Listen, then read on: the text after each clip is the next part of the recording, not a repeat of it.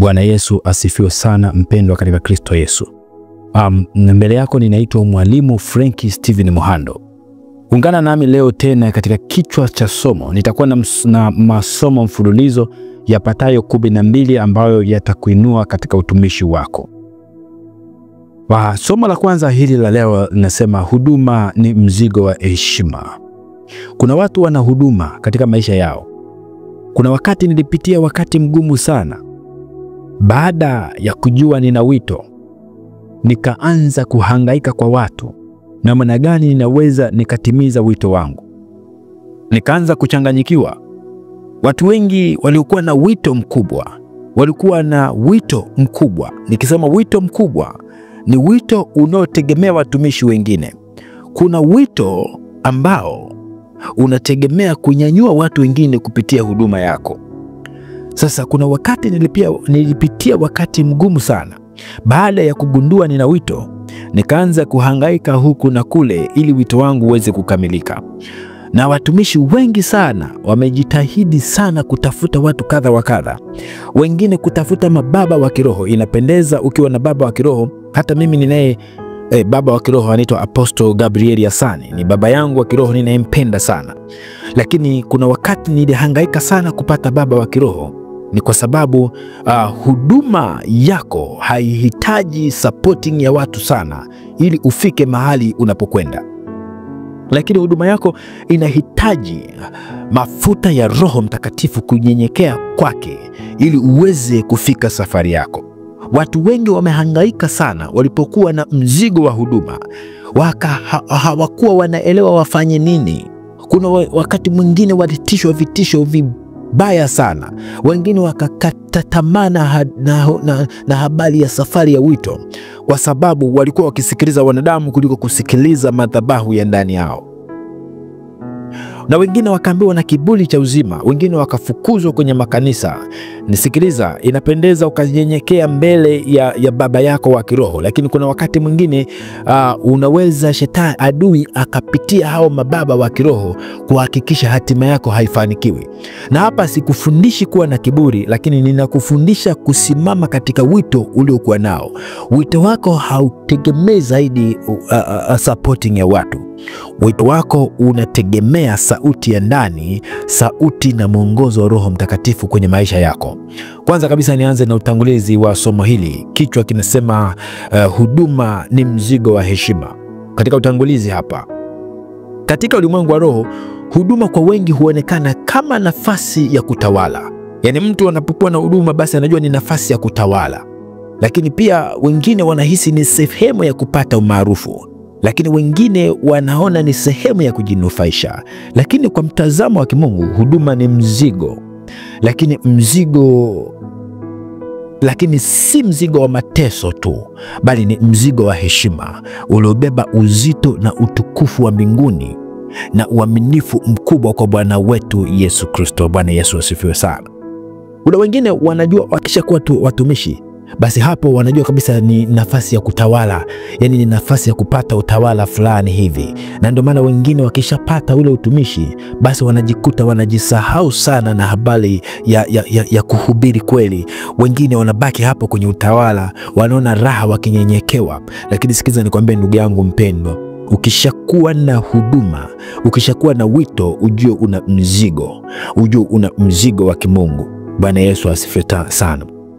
Sasa hapo tende, nini maana ya mzigo wa heshima? Tunaposema mzigo wa heshima maana yake nini? Mzigo humaanisha kitu kizito, lakini humaanisha ni jukumu au kazi iliyobeba uzito wa kuwajibika. Bado hujanielewa mpendwa katika Kristo Yesu. Hapa ninakufafanulia maana ya mzigo wa heshima. Ukiwa na huduma, basi ujue na mzigo wa heshima. Mzigo wa heshima maana yake nini? Mzigo wa heshima, narudia tena kama unaandika, humaanisha kitu kizito, lakini pia ni jukumu au kazi inayobeba uzito wa kuwajibika. Lakini mzigo huu si wa kawaida. Ni mzigo wa heshima kwa sababu namba 1, umetoka kwa Mungu mwenyewe. Lakini namba 2, unakupa nafasi ya kushiriki kazi takatifu ya ufalme. Lakini namba 3, unamhusisha wewe moja kwa moja na kazi ya wokovu wa roho za watu. Nitarudia tena ndugu yangu mpendwa, mzigo wa heshima umebeba vitu vitatu ndani yake. Ukiwa na mzigo wa heshima, cha kwanza utakuwa umetoka kwa Mungu mwenyewe.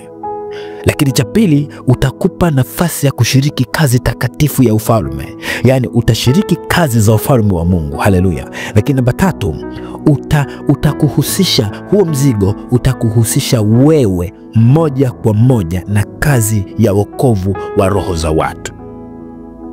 Unapokuwa na mzigo, huhitaji sauti na kelele nyingi kwenye maisha yako. Nisikilize nikwambie. Unapokuwa na mzigo, huo mzigo unakuhusisha wewe moja kwa moja na kazi ya kuokoa roho za watu. Hutasikia kelele kutoka kwa watu wengine. Baba wa kiroho yupo kukusimamia, kuhakikisha haukengeuki au kukunyoshia kidole pale ambapo sauti ya ndani imekufa. Yeye anakurudisha kwenye network. Lakini mzigo wa huduma unao wewe mwenyewe kwenye maisha yako. Nataka nikwambie kitu. Siku zote sikiliza ile sauti ya ndani inayokuelekeza kwenda kwenye mzigo uliopewa moja kwa moja kutoka kwenye madhabahu ya ndani yako. Watu wengi wanakosea pale wanaposikia rumors kutoka kwa watu wengine. Mpendwa katika Kristo Yesu, mtumishi wa Mungu mchungaji, mtumishi wa Mungu askofu, mzigo uliokuwa nao ni unakuhusisha wewe moja kwa moja na kazi ya wokovu wa roho za watu. Tukisoma katika Yeremia 1:5, neno la Mungu anasema, kabla sijakuumba katika tumbo nalikujua, nimekuweka kuwa nabii wa mataifa. Nataka niwaambie kitu. Huduma si wazo lako, ni wazo la Mungu. Na kama Mungu alikuchagua, basi mzigo huu ni wa heshima kuu kwenye maisha yako. Nimesema namba moja, maana ya mzigo wa heshima nimekwambia unajumuisha vitu vitatu. Lakini hapa tuende kwenye sehemu ya pili, ambayo Yesu ni mfano wa kubeba mzigo wa heshima. Yesu mwenyewe alionyesha mfano wa kubeba mzigo kwenye maisha yake, ambaye Yesu ndiye kielelezo cha juu zaidi cha mtu aliyebeba huduma kama mzigo wa heshima. Tukisoma katika Wafilipi 2:5-8, anasema alijinyenyekeza na kuchagua umbo la utumwa, akawa tayari hata kufa msalabani. Maandiko mengine yanasema akawa tayari hata mauti ya msalaba. Bwana Yesu asifiwe sana. Huduma ya Yesu haikuwa ya kutafuta sifa. Huduma ya Yesu haikuwa ya kutafuta umaarufu, bali ilikuwa ya kujitoa kikamilifu kwenye mapenzi ya Baba. Nataka nikwambie wewe mwenye huduma unaonisikiliza saa hii, acha kufanya huduma kwa kuangalia watu fulani. Acha kufanya huduma kimihemko. Fanya huduma kwa maongozo ya Roho Mtakatifu kwenye maisha yako. Namba 3, huduma ni kwa walio tayari kubeba, sio walio tayari kuonekana. Mungu hachagui walio maarufu. Anachagua walio tayari kubeba, ili kumaanisha kuwa cha kwanza kabisa utakuwa tayari kufanya yasiyoonekana kwa macho ya watu. Haleluya. Katika huduma yako, ukiona unafanya mambo ya kutazamika na watu ili watu wakutafasiri vizuri, nikwambie kitu. Kuna wakati utafanya mambo watu watakucancel. Kuna wakati utafanya mambo watu watakukataa. Hiyo ni huduma ambayo Mungu amekupa. Kumbuka, huduma ambayo Mungu amekupa hakuna mtu mwenye nayo. Na kuna wakati unaweza kufundisha masomo na watu wakasema watu waliokoka hawako hivi, watu wenye huduma hawako hivi. Kuna wakati Mungu atakupa staili yako. Kile ambacho unakifanya ni mafunuo ya Mungu kwenye maisha yako. Epuka kufanya kama mtu mwingine. Kubali kupigwa mawe, kubali kunyoshewa vidole, lakini ili hali unakuwa kama mzigo wa Mungu alivyokupa, na unautua kwa watu kama vile Mungu atakavyo. Lakini namba 2, hudumu hata bila shukurani. Utahudumu tu hata bila shukurani. Kuna mtu mwingine akihitwa sehemu fulani kufanya huduma, kama hajashukuriwa basi anaacha huduma. Sikiliza mpendwa, umepewa mzigo wa huduma kwa ajili ya Mungu na wala si kwa ajili ya wanadamu. Ukilijua hilo, utafanya kazi yake kila siku, ukifanya kazi kwa bidii, ukijua umfanyie mwanadamu. Lakini namba 3, utajitoa hata kama hakuna anayekutambua. Mpendwa, kuna watu wasipotambuliwa sehemu fulani hawawezi kufanya hiyo huduma. Kuna watu wasipotambuliwa na watu fulani hawawezi kufanya hiyo huduma. Kuna watu wasipotambuliwa na makanisa fulani hawawezi kufanya hiyo huduma. Sikiliza, huduma yako haihitaji kufahamika na watu. Huduma yako hauhitaji kujitambulisha kwa watu wewe ni nani, lakini ulichokibeba watu watajua wewe ni nani. Bwana Yesu asifiwe sana. Nasema hivi, huduma yako itakufanya ujitoe hata kama hakuna anayekutambua. Hauhitaji kutambuliwa na watu ili uhudumu. Wewe anza kufanya na watu wataelewa kitu gani umebeba. Katika Mathayo 23:11 neno la Mungu linasema, aliye mkubwa miongoni mwenu atakuwa mtumishi wenu. Aliye mkubwa miongoni mwenu atakuwa mtumishi wenu. Sikiliza, namba 4, heshima katika huduma haitokani na cheo bali uaminifu. Ni watu wangapi wanapenda kuitwa mchungaji, nabii, mtume, lakini si wote wako tayari kubeba mzigo wa kweli ulio nyuma ya heshima hizo. Heshima ya huduma hupatikana kupitia namba 1, kuwa mwaminifu katika mambo madogo. Lile jambo ambalo unaona ni dogo, Roho Mtakatifu huanzia hapo kukuinua. Namba 2, kukubali kushughulikia maumivu ya wengine. Unapokubali kujitoa kwa ajili ya wengine. Namba 2, kukubali kushughulikia maumivu ya wengine. Heshima katika huduma haitokani na cheo bali uaminifu. Lakini namba 2, heshima inakuja kwa kukubali kushughulikia maumivu ya wengine. Unapoanza kushughulikia changamoto za wengine, ndio heshima yako inapokuja. Lakini namba 3, kusimama wakati wengine wanakata tamaa. Kusimama wakati wengine wanakata tamaa. Heshima katika huduma yako haitokani na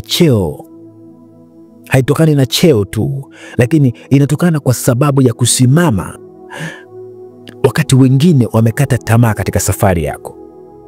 Bwana Yesu asifiwe sana. Katika Luka 16:10 anasema, aliye mwaminifu katika madogo ataaminika katika makubwa.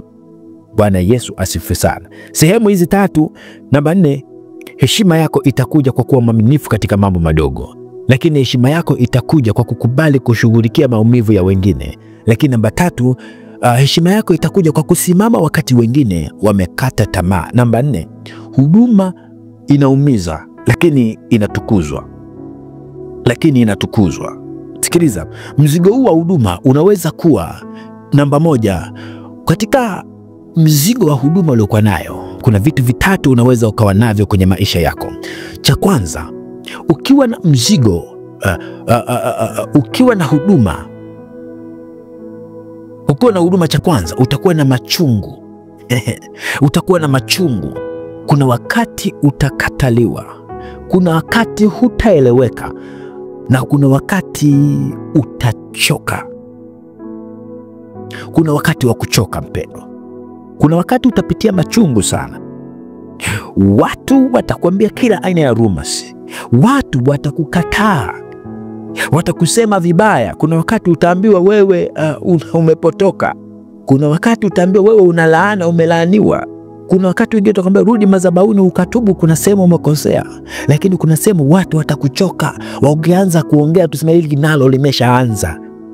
Ukiwa na huduma. Lakini cha pili, majaribu. Kwenye majaribu utakutana na vishawishi. Haleluya. Utakutana na maamuzi magumu sana.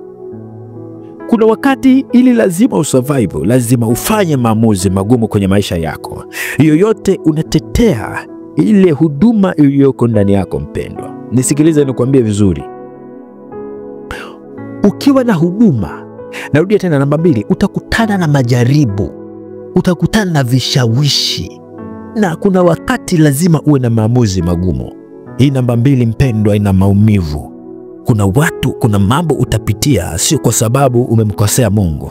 Kuna mambo utapitia kwa sababu ya ulichokibeba. Kuna wakati utapitia maisha magumu sio kwa sababu wewe una laana za ukoo. Utapitia maisha magumu kwa sababu ya ulichokibeba. Lakini namba tatu, cha tatu katika huduma yako, utakutana na tuzo na utakutana na utukufu wa milele. Pamoja na mambo mawili, kukutana na uchungu, kukataliwa, kutokueleweka na kuchoka. Cha pili, kukutana na majaribu hapa, vishawishi na maamuzi magumu. Lakini cha tatu, utakutana na tuzo na utukufu wa milele. Utukufu wako lazima kila mtu ashuhudie. Vile ulivonuka mavi kwa kila mtu, vile ulivonuka kwa kila mtu, na kuinuliwa kwako lazima kila mtu akuzungumzie. Rabashika, sikiliza nakwambie. Wakati wa kukataliwa usiumie, kwa sababu kuna wakati wa kuinuliwa tena unakuja. Unapokuwa na huduma lazima ukubali kupitia katika hizi stage tatu. Stage za machungu, stage za majaribu, kukataliwa, kutokueleweka, watu kukuchoka, hivyo vishawishi na mambo kadha wa kadha. Lakini cha tatu lazima ujue, mwishoni kuna tuzo ya milele. Haleluya. Mwishoni kuna utukufu wa milele. Haleluya. Alafu ufalme wako hautakuja kuanguka tena kwenye maisha yako. Bwana Yesu asifiwe sana. Tukisoma hapa katika Wakorintho wa pili sura ya 4 mstari wa 17, neno la Mungu linasema, maana dhiki yetu nyepesi kwa kitambo tu, na yatufanyia utukufu wa milele uzidio kuwa mwingi sana. Bwana Yesu asifiwe sana. Wakati nafikia hapa mwisho katika somo hili, katika sehemu ya kwanza, katika dakika hizi chache, nataka nikwambie kitu. Huduma si mchezo. Huduma ni msalaba, lakini msalaba huu una uzito wa heshima kwa sababu unakufanya kuwa sehemu ya mpango wa milele wa Mungu. Kama umeitwa, jua umeitwa kubeba, lakini unabeba kwa sababu umeaminiwa. Mbingu zimekuamini mpendwa. Mbingu zimekuamini sana, na ndio maana umekupa iko kitu kikubwa ulichokuwa nacho. Sio ili mradi ukae nacho tu, lakini unahitaji ukifikishe ambapo kinatakiwa kwenda. Unatakiwa utatue shida za watu, unatakiwa uwasaidie watu kutoka hapo gizani. Bwana Yesu asifiwe sana. Swali la kutafakari, je, unatazama huduma kama jukwaa la kuonekana ama mzigo wa heshima kutoka kwa Mungu? Bwana Yesu asifiwe sana. Anza kubadilika sasa. Anza kutembea katika mtazamo wa mzigo wa heshima kwenye maisha yako. Usitembee kwa ajili ya umaarufu au kuonekana mbele za watu. Bwana Yesu asifiwe sana. Nafika hapa mwishoni, naomba nifanye maombi. Fanya maombi haya. Sema hivi: Bwana Yesu, nisaidie kuona wito wangu kama heshima kutoka kwako. Nijalie moyo wa utii, uvumilivu na upendo, ili nihesabiwe mwaminifu katika mzigo huu wa heshima. Amen. Bwana Yesu asifiwe sana. Endelea kusubscribe na kufuatilia somo hili ili uweze kupata masomo yangu mengine, na Mungu wa mbinguni akubariki sana. Ninaitwa Mwalimu Frank Stephen Muhando. Mwenyezi Mungu akubariki sana. Amen.